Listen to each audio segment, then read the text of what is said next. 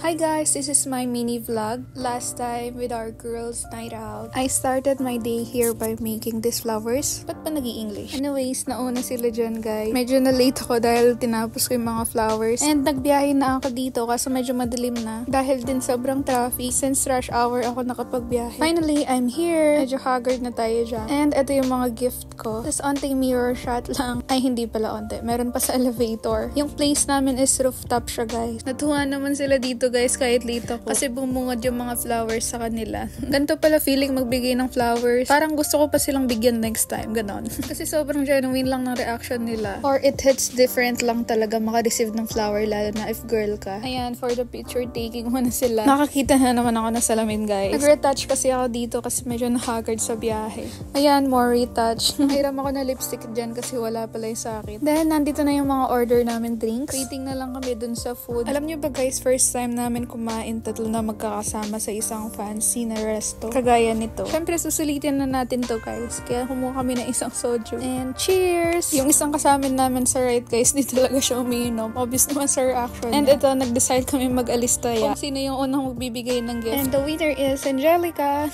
Tradition na namin to guys. Like every end of the year, nagaganto kami. Wait lang guys, nagwawala na pala yung isa naming kasama. Super fun kasi yan siya ng BTS. And yung na-receive niya is Tata na pillow neck. Or yung cartoon version ni V or Kim Tae. Kahit nagagamit pang patulog yung regalo na yan guys. Baka hindi yan makatulog dahil sa gustong-gusto niya yung gift na na-receive niya. And yung sa akin naman is headset. Never pa akong nagkaganto guys. Kaya sobrang tuwa ako. Napukpuk ko ba siya dito? Sabi ko kasi ang galing-galing niya mamili ng regalo guys. Since lately nahiligan ko nga mag-jogging, magagamit ko daw to pag nag-jogging kaya mas lalong natuwa ang first song. And ito na-open na siya. Sobrang ganda ng color din nito and aesthetic siya. Mukha tong tag 5K guys. And ayan, feeling ko super bagay siya sa akin. Since pangarap ko lang din naman to dati. Thank you so much Angelica Camarines. And next, ako na yung magbibigay ng gift. Nakakatawa to guys kasi tinanong ko yung waistline nila. Pero mga binigay ko is upper na damit. Feeling ko naman nagustuhan nila. Or feeling lang ako. Or wala lang silang choice. Charot. Pero galing yan sa puso ko guys. Thank you so much. And lastly, yung gift ni Crystal. Pilit niyang pinapahula sa amin to guys. Hindi namin mahula. Basta maririnig mo talaga kung makakasug siya. Sobrang dami namin hinula. Walang tumama. Pero bago yan, cheers! Siyempre, pulutan. And finally, the moment of truth. Iisip pa rin namin dyan guys kung ano yung laman. Akala namin promising. Pero hikaw siya guys. And yung price niya is double sa amount ng exchange gift namin. Kaya tuwang-tuwa din kami guys. Pinibiro nga namin siya guys. Babi namin meron na kami isasangla. Thank you so much darling. And chismisan na kami dito. And nagligpit na rin kami ng mga kalat. Ito yung view namin guys kanina habang nagre-record. Meron nagkakanta dito sa may gitna.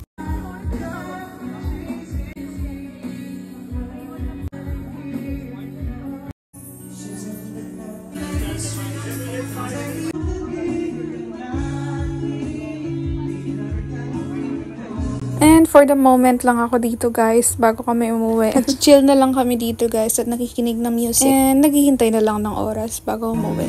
And dito guys, yung friend kasi namin yung nag-abono. So binibiro namin siya dito na thank you kami ng thank you. Wala lang guys, baka mabiglaan namin siya at ilibre niya kami.